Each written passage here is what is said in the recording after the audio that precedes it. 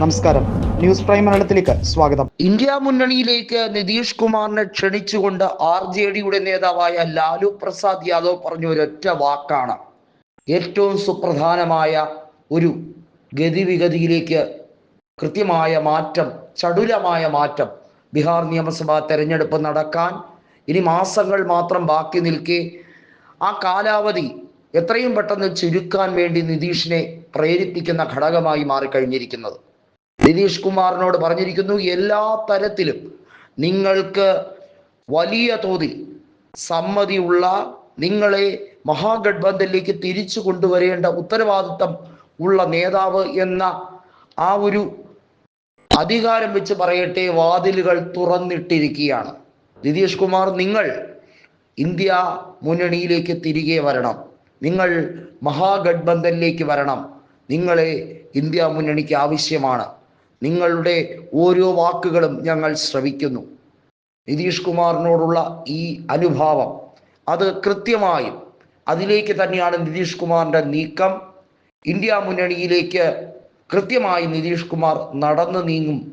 BJPയുടെ മന്ത്രിസഭ താഴേക്ക് വീഴാൻ കൂടി സമയമായി കഴിഞ്ഞിരിക്കുന്നു എന്ന് ഉറപ്പിക്കുന്ന രാഷ്ട്രീയ നീക്കങ്ങൾ പാറ്റ്നയിൽ സംഭവിച്ചു കൊണ്ടിരിക്കുന്നു.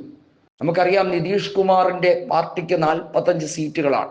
എന്നാൽ ആ പാർട്ടിയാണ് ബീഹാറിൽ ആര് സഖ്യം വേണം എന്ന് തീരുമാനിക്കുന്നത്.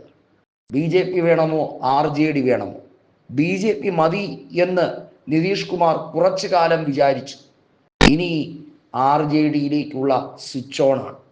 അതെ, BJPയുടെ അജണ്ടകൾക്ക് തിരിച്ചടി ലഭിക്കുന്നു. അമിത്ഷാ രാജിവെച്ചില്ലെങ്കിൽ നിതീഷ് ആരാണെന്ന് മനസ്സിലാകും എന്ന് JDUവിൻ്റെ ചില നേതാക്കൾ പറഞ്ഞപ്പോൾ BJP അത്ര ഗൗരവപൂർവ്വം എടുത്തില്ല. മഹാരാഷ്ട്രയിലെ നിയമസഭാ തെരഞ്ഞെടുപ്പ് കഴിഞ്ഞ് കറിവേപ്പല പോലെ ഏകനാഥ് ഷിൻഡെയെ വലിച്ചെറിഞ്ഞപ്പോഴും BJPക്കാർ കരുതിയില്ല ഇങ്ങനെയൊരു ചതിപ്രയോഗം നടക്കുമെന്ന്. ഇന്ത്യ മുന്നണി സർവസജ്ജമായി ആ കരുക്കൾ നീക്കി കഴിഞ്ഞിരിക്കുന്നു. രാഹുൽ ഗാന്ധിക്ക് കൃത്യമായി ഇത് ഒരു സുവർണ അവസരമാണ്. ഇന്ത്യ മുന്നണി അധികാരത്തിലേക്ക് കയറുമോ ഇല്ലയോ എന്നുള്ളതിനേക്കാൾ പ്രധാനം, ഐക്യ ജനതാദൾ ഇന്ത്യ മുന്നണിയെ ശക്തിപ്പെടുത്താൻ തിരികെ എത്തുന്നു.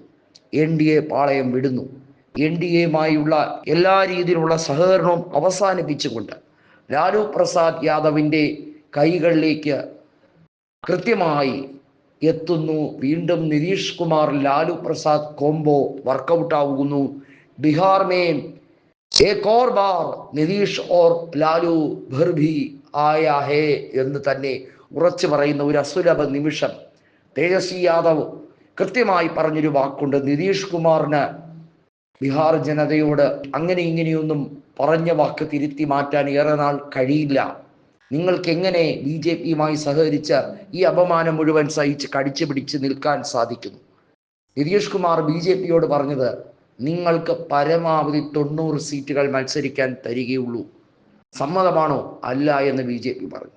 എന്നാൽ ഞങ്ങൾ മഹാഗഡ്ബന്ധനുമായി പോകുന്നു. കാരണമുണ്ട്.